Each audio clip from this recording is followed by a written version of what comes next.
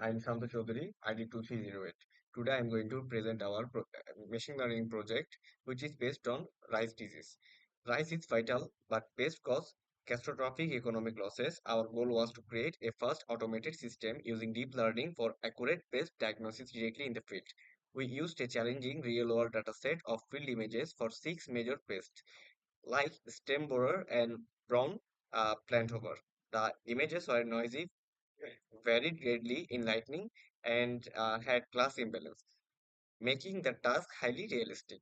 To handle this complexity, we resized all images to 224 by 224 and applied aggressive data augmentation. This pre-processing was crucial to ensure our model could handle the chaotic nature of field photography. Our strategy involved moving beyond a simple network. We implemented transfer learning, leveraging model pre-trained on massive dataset to capture powerful visual features.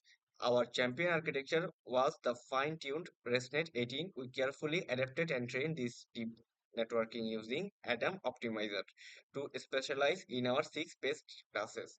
To move from black box to trustworthy, we need great CAM visualization. This confirmed our model was focusing on the actual pest of or leaf damage, providing essential reliability for real-world deployment decision. Assalamu alaikum. Myself Tahmim Ahmed and my ID is 2312. And our first CNN model gave 79.84% accuracy and which is good. But rest than 80% model worked much better than CNN. And so because it gave a very high 99.37 point accuracy and it show a big improvement in our performance.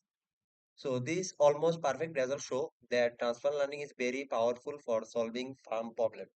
So we checked the few mistake, most wrong prediction happen between two pests and that look almost same. And the feed folder and rice case home. So our future plan, our project show that the ResNet model can correctly detect paddy pest with high accuracy. So our next plan is to put this system into a mobile app so farmer can easily check pest using their phone. So thank you.